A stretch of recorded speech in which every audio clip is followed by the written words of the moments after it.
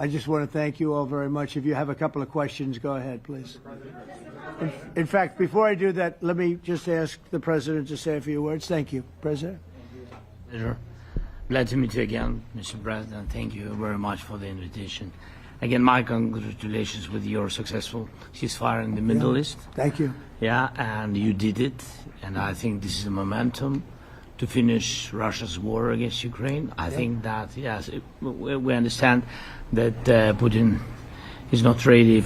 I think not ready, but I think that I'm confident that with your help we can stop this war. And we really need it. We see that they don't have successful steps on the battlefield, and it's good. I think that their army is weak now, but a lot of losses. They have a lot of losses and in economy and people, and I think this is a very important moment. And I wanted to thank you, Mr. President, after our phone calls. Yesterday I had a good opportunity to meet with the big American energy companies, and they're ready to help us. Yes, after all these attacks on our infrastructure, Russian attacks, and etc. And I had also meetings, thanks to your team. We had meetings with a good military companies. We spoke about air defense, and I want to share it after with details where we are. Thank you. Thank you so much. Thank you very much. Mr. President. Very good. And I think he looks beautiful in his jacket. Yeah? It's beautiful. I hope people notice. It's actually very stylish. I like it. President Trump. Yeah, please, go ahead.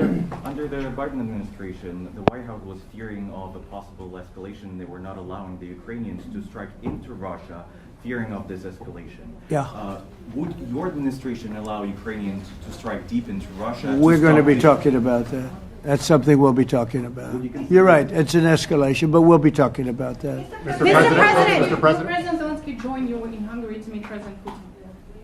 Because it's a leader that we like.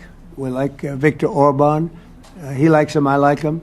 It's a country that's a safe country. Done a very good job. He's been a very good leader in the sense of running his country. He doesn't have a lot of the problems that other countries have. And so we've decided that we'll be going to be with Viktor Orban, and I think he'll be a very good host. President Trump. President Trump. President Trump. Right here. It's President Trump. Hungary, yeah. Will Zelensky We're join doing you Hungary, yeah. With Putin? Is it a trilateral meeting, or is it just you and Putin? To be determined, but I would say most likely it's going to be a double meeting.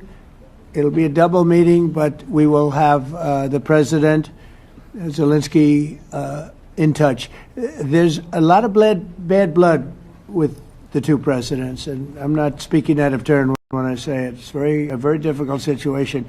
You know, we just settled the war, and after thousands of years, I guess, people say anywhere from 500 to 3,000 years, and I was in rooms, as you saw, because you were with me, a lot of you were with me last week, with leaders that didn't like each other, but they were able to get along.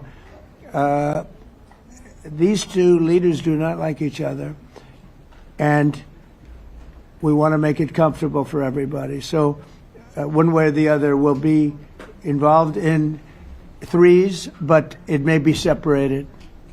President Trump. Mr. President. President Trump. Was he what? Where are you from? From Ukraine. He actually had Okay, good. with me. Good, yeah. What if Mr. President Putin doesn't agree to peace in Hungary? What do you do then?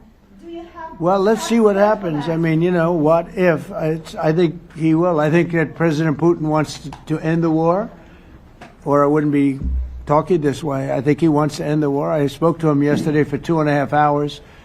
We went through a lot of details. He wants to get it ended. I think that President Zelensky wants to get it ended. Now we have to get it done. President Trump.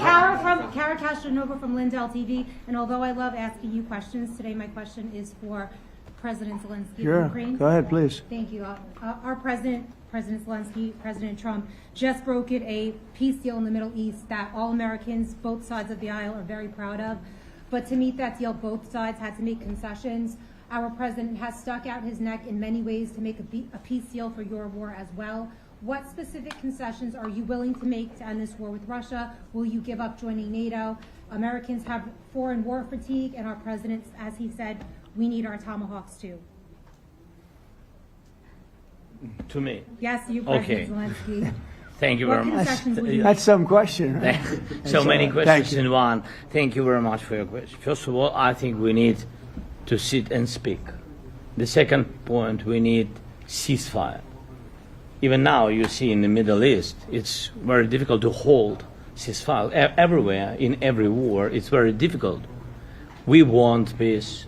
Putin doesn't want. That's why we need pressure on him. We will speak with President today what we need. We understand what we need to push Putin to negotiation table.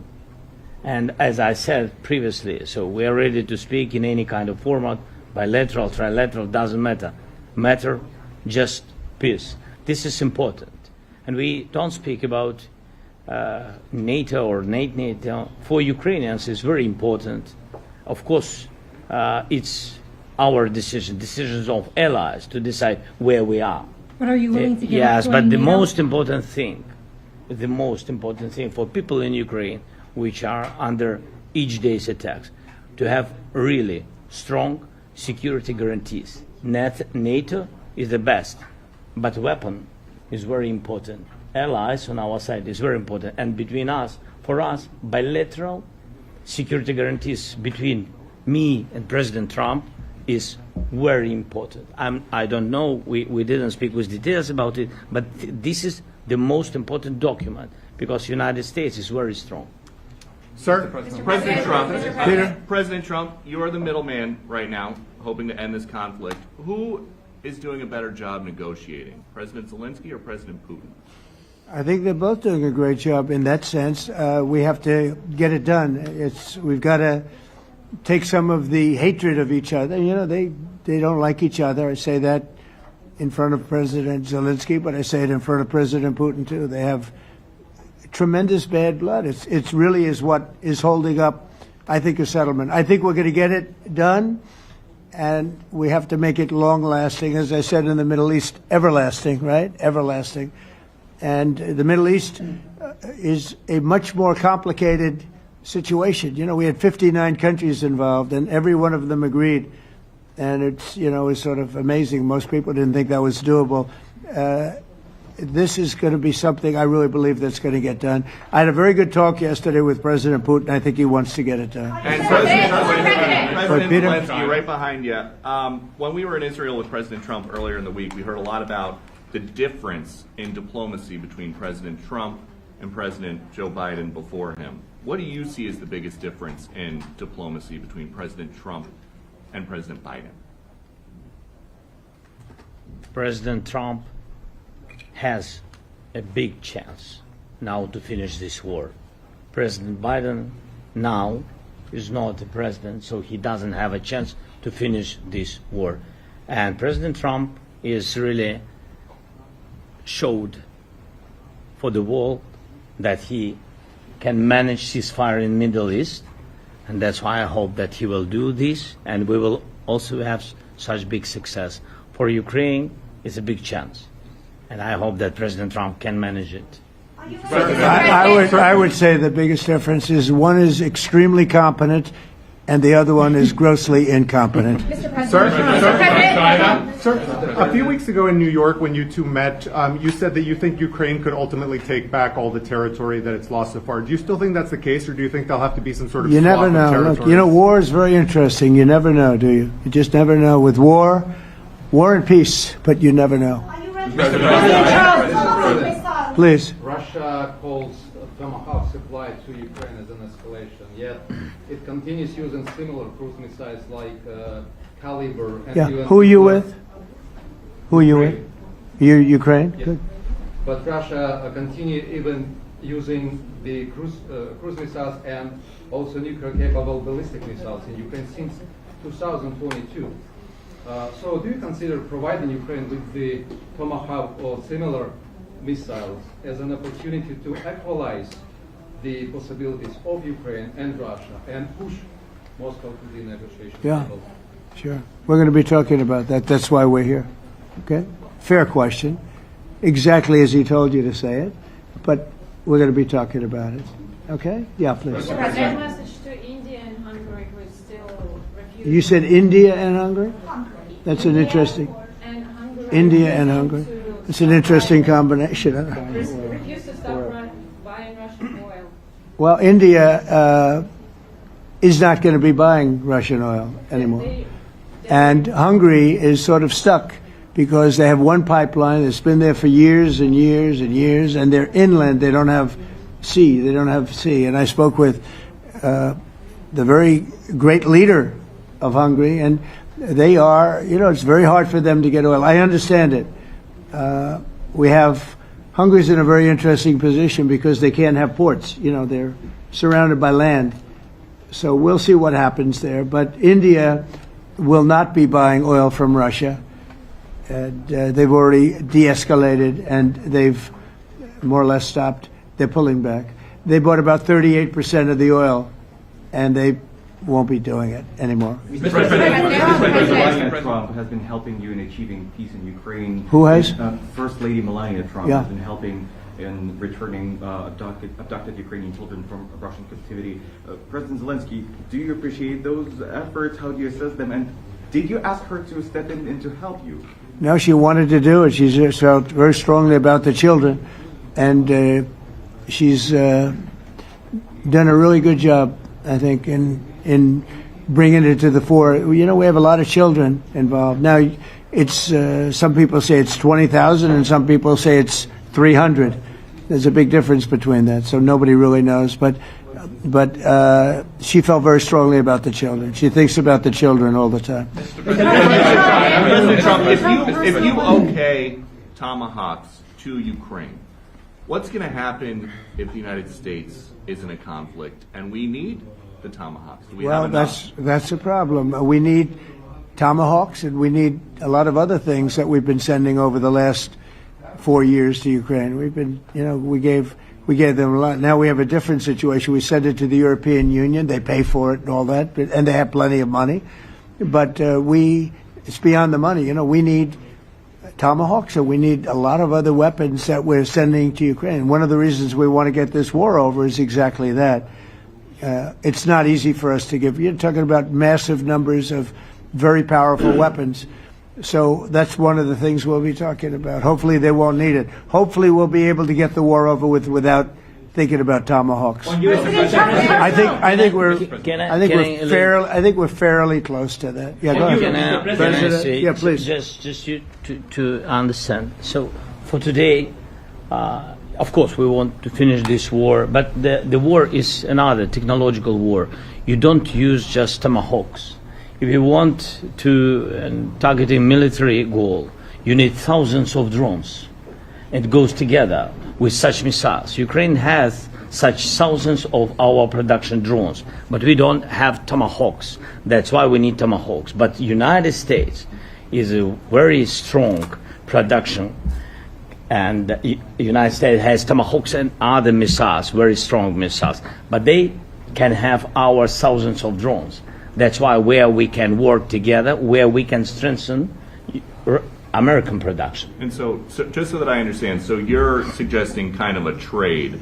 If President Trump okays Tomahawk missiles to help you launch... Yes, it's about Russia, military goals. It's only about military goals. Right, but then you would authorize some kind of an exchange where... Yes, of course. The U.S. Yes, we have proposition. We have brief proposition with our drones. President Trump, I don't mean to be brokering an arms deal here, but is that something that you would be interested in, Ukrainian drones? We are, yeah, we would. We have a lot of drones right now. We build our own drones, but we also buy drones from others, and they make a very good drone. I mean, drone warfare has really come to the fore over the last couple of years because of this war. I will say, there's nothing like the jets. We knocked out a lot of drones in Israel. We were knocking them out for Israel, and we were doing it with extremely fast and powerful jets, following the drones and knocking the hell out of them. So, we know a lot about the drones, and we know a lot about the great jets, the great ones. The ones, and the B-52s, which were totally they were stealth. They were undetectable. So we have a lot of different weapons. And, you know, I have an obligation also, though, to make sure that we're completely stocked up as a country, because you never know what's going to happen. In war and peace, right? You never know what's going to happen. So we're going to be talking about tomahawks, and would much rather have them not need tomahawks.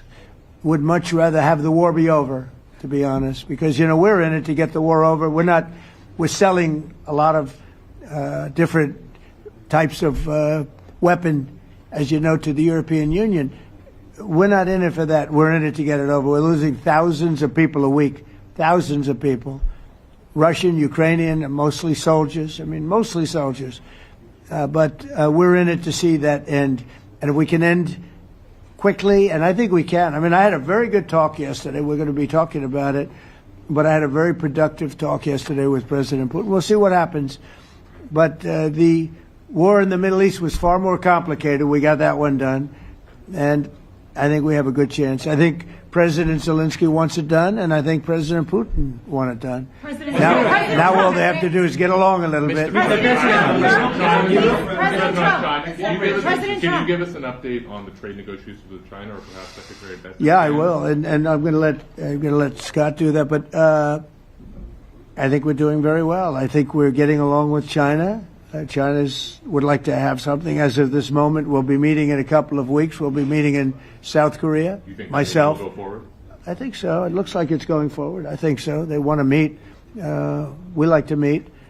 I have a very good relationship with President Xi, and we're going to see what happens. But, you know, for years we were taken advantage of by China very badly. We were losing hundreds of billions of dollars a year to China. We really built their military, if you think about it. The kind of money that presidents allowed to be lost to China was just insane.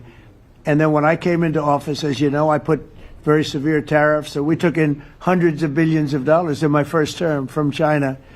Biden let that go because it was so much. He let it continue, but he gave all sorts of exceptions. And by the time you looked at it, Scott, I would say it wasn't the same thing. He would give an exception for anything. If you got up and went out to dinner, he'd give you an exception. So it wasn't the same thing. But I put on very serious tariffs. So we took in hundreds of billions of dollars. And then I left office. The election was rigged. I left office, and that was the story. Now I come back, and we are in a very strong position because of tariffs. We're in a very powerful position because of the fact that we have tariffs. If we didn't have tariffs, we would be in a very weak position. We would be in a weakened state. But with tariffs, we've made hundreds of billions of dollars, not only from China, but from others. And China wants to talk, and we like talking to China. So we have a very good relationship, and we're going to be meeting in South Korea a couple of weeks. And I just got back from a long trip. I'm going on another long trip. And Scott, do you want to say a few words on that, please? Yes, sir. So the entire relationship stems from the great respect that the two leaders have for each other. China did a substantial, unprovoked escalation last week. We were unable to get in touch with them. Since then, it's been IMF World Bank Week. They have had working level people here who there have been meetings. The Vice Premier, who is my counterpart, and I will be speaking this evening at around 8:30, 9 o'clock. And then he and I and a delegation will meet in Malaysia probably a week from tomorrow to prepare for the two presidents to meet. So I think that things have de-escalated. We hope that China will show the respect that we have shown them. And I am confident that President Trump, because of his relationship with President Xi, will be able to get things back on a good course. Is the hope for that meeting with you and President Xi some kind of trade deal then? Or could be. More Look, I think we're in a very strong position. I think we're in a very strong position. We're getting, as you know, as of November 1st, I could move it up if I wanted, a 100% tariff over and above what we get now. So that would make it about 157%. And China doesn't want that, and they want to talk, and we're talking. And I think we'll make a deal that will be good for both. I think we will do something. But you have to understand, we never got anything from China. It was a one-way street. For many years, for decades, it was a one-way street. And they became rich because of the United States. And frankly, presidents that, let's be nice, they didn't know. They just didn't know. They didn't understand what was happening to them. But I understood it. I understood it long before I ran for politics. I used to watch in amazement at how stupid our country was, how stupid they were. And we're not stupid anymore. And that includes with the European Union. That includes with Japan and South Korea. All we want to do is be treated fairly. But the fairly is hundreds of billions and even trillions of dollars coming into the United States. And it's our national security is secure because of tariffs. If we didn't have tariffs, we would have no national security. So it's very important. Will you seek China's help in ending the war in Ukraine? Do you need them to put pressure on Russia? I'll be discussing that, but I'd love to see it ended before that. President I mean, I think we have a chance of ending the war quickly if flexibility is shown on behalf. And again, we're not losing people. The United States is not. We're not losing people. We're not spending money. We're getting paid for the, ammunition and missiles and everything else that we're sending to the European Union, but to NATO. But it's very similar. If you look at the countries, I mean, it's very similar. And we just made a very fair trade deal with the European Union. And what we wanted, and we made a very good deal with NATO too. They pay for all of this. That's not what we're in this for. We're in it to save thousands of lives every week. Thousands and thousands of lives. That's why we're in it. And I think we have a very good chance of bringing this war to a conclusion. Europe's president and your cabinet has done honestly an excellent job. I think that a lot of people could agree to that. Thank you. I'm speaking as someone who lost my father in a war, so I know the human cost. What would your advice be to American leaders, to world leaders, to neocons, to TV hosts who often speak about conflict in abstract or strategic terms rather than the human cost and the human terms? Look, my only statement is we have to get together. It's a very small group of people. It's the president, and the president. Okay? 3 presidents. And I'm the mediator president. And I'm mediating not an easy situation. It should be easy, but it's a lot easier when people understand each other, when they get together, and when they like each other. We don't necessarily have that situation as far as like is concerned. Maybe it can turn around. Maybe it can. But in the meantime, we'll have them keep a little bit of distance, and we're going to see if we can get it done. This is number 9, okay? This will be number 9 for me. I've solved 8, including the Middle East. I've solved 8. This, I thought, would have been among the easiest. We solved, President Putin mentioned yesterday Armenia, all of the different wars. He said it was amazing but the big one that he was surprised that we were able to settle was the Middle East. He thought it was incredible. He was very generous in that sense. This should be something we're able to settle, and I think we will be able to settle. Brian? On that note, you will go down as the peacemaker, no doubt, and you will resolve this war. Well, we resolved 8 others. It's funny how people say that. If you get this one, every time I do one, they forget about that one. I solved 8 wars. Go to Rwanda and the Congo, talk about India and Pakistan, look at Thailand, look at all of the wars that we solved. And every time I solve one, they say, if you solve the next one, you're going to get the Nobel Prize. I didn't get a Nobel Prize. Somebody got it who's a very nice woman, very nice. I don't know who she is, but she was very generous. So I don't care about all that stuff. I just care about saving lives. But this will be number 9. But every time I solve one, they said, sir, if you solve one more, you're going to be known as a peacekeeper. So to the best of my knowledge, we've never had a president that solved one war. Not one war. Bush started a war. A lot of them start wars, but they don't solve the wars. They don't settle them. And especially when they have nothing to do with us. I guess just about all of these wars had nothing to do with us.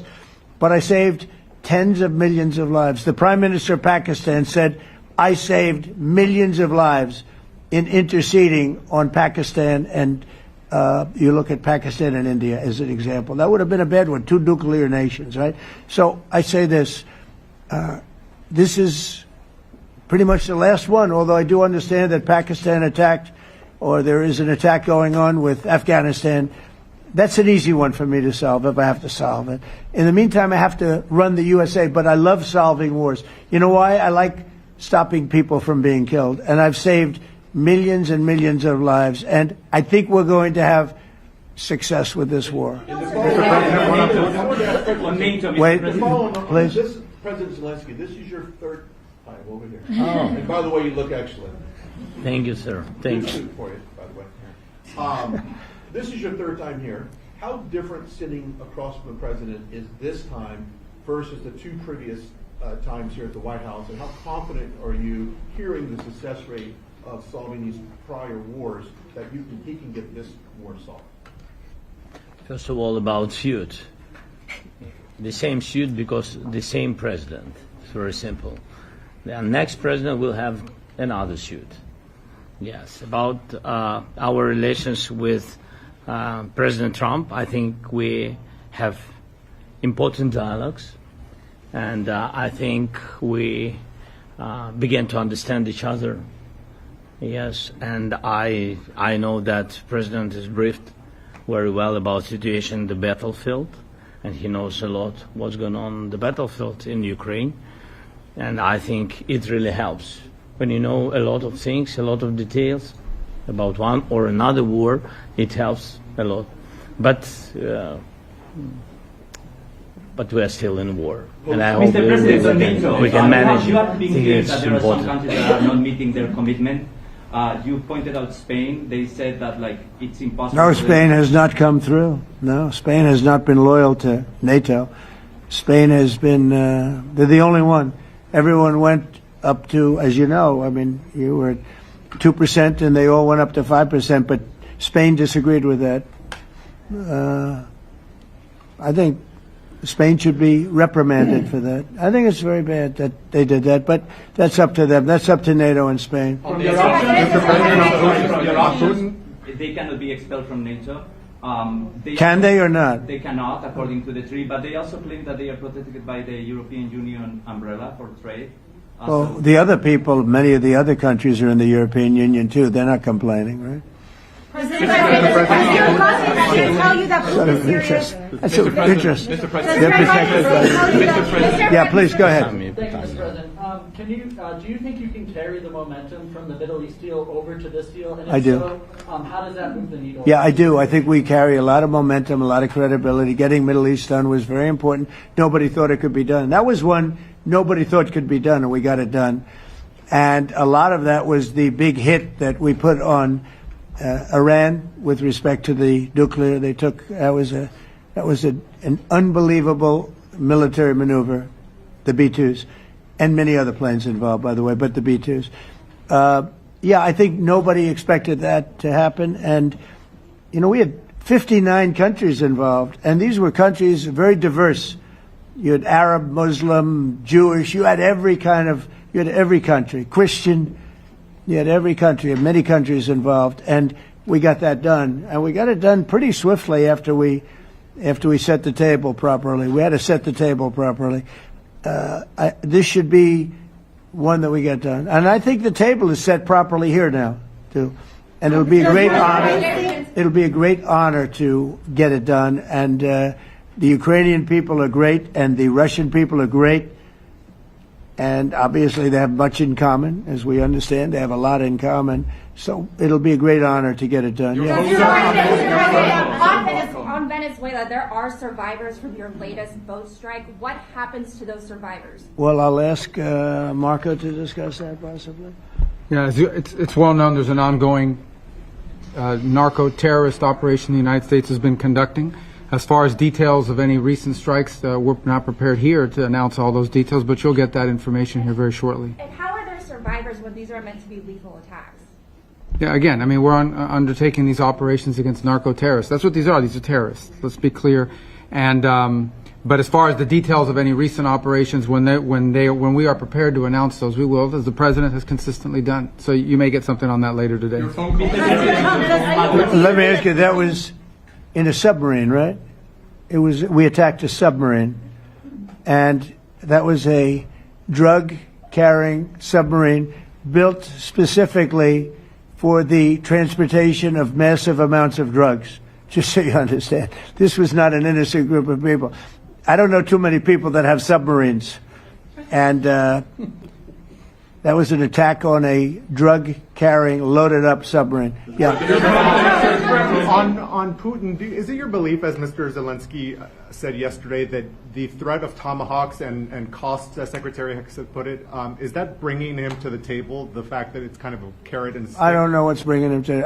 I think he wants to make a deal, that's all. I can't tell you what's bringing him. Sure, that's the threat of that is good, but the threat of that is always there.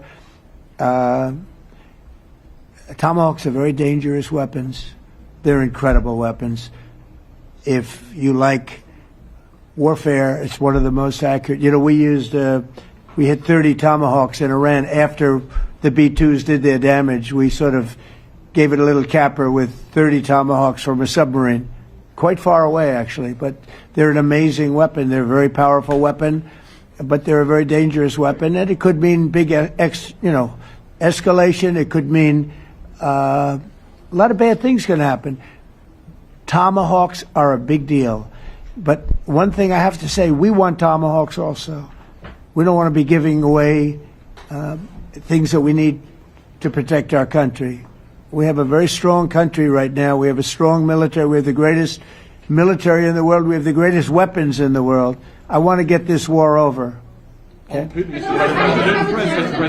Putin-Trump tunnel to connect Russia and Alaska. Are you interested? I just heard about it. A tunnel from Russia to Alaska. I just heard about that one. That's an interesting one. We'll have to think about that.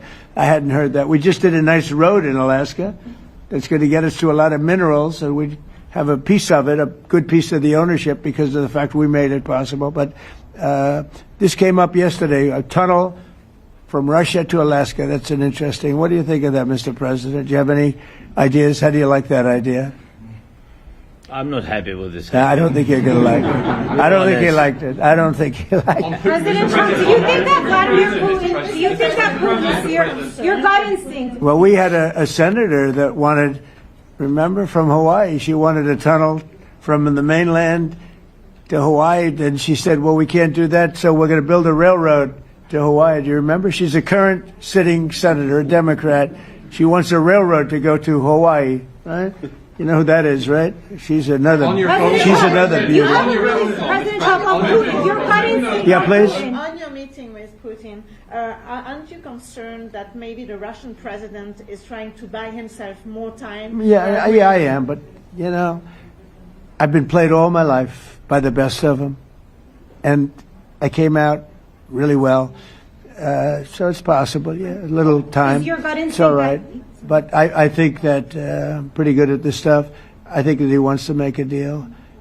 I made 8 of them. I'm going to make a 9th. I think he wants to make a deal. Do you consider Russia to be a paper tiger? Do you think, judging by the state of its economy, Well, I think that he should have won the war in a week. Yeah, I do think.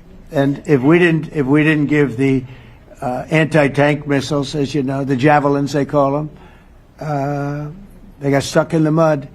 They would have been in Kiev very quickly. They were heading to Kiev. So, you know, in war, you have a lot of luck, too. You know, weather has won war, and the cold and the heat and all things take place in war. But that was a very interesting moment when the tanks started rolling and some brilliant general said, let's go through the mud instead of going down the highway, right? So they got a little bit lucky. But you know where they really got lucky? I gave javelins. That wasn't given by Barack Hussein Obama. He gave them sheets. You know, there's a statement. Obama gave them sheets, and I gave them the javelins. And the javelins are a devastating weapon. And that wasn't given by Obama. That was given by, because at the time it was Obama. That was given by me. So it was like one of those things. And you had hundreds of them hundreds of them. They're a devastating weapon. We have a lot of devastating weapons. I'd rather not use them. But that was a big moment. You know, when the tanks got stuck, they got stuck. And call it luck or call it talent. I'm not sure what you'd call it, but it was a big moment in time. Do you think Democrats will give you credit? Do you think Democrats will give you credit when you finally end this war, like they did with the war in the Middle East? And I think right now the Democrats are really damaged, mentally damaged.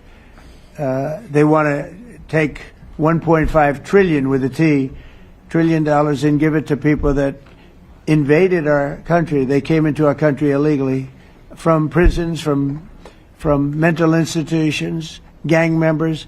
They want to give them health care and take it away from our citizens. We're not going to do that. $1.5 trillion.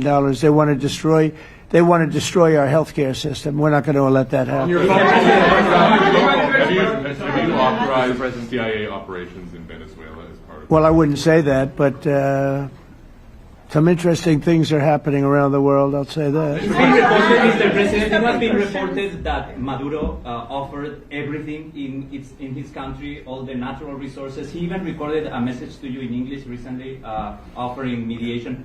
What should we do in order to stop that? He has offered everything. He's offered everything. You're right. You know why? Because he doesn't want the United States. Thank you, everybody. Thank you. Thank you, Thank you, everybody. Thank you, guys. Thanks, guys. Let's go. Start moving. Thank you, guys. Let's go.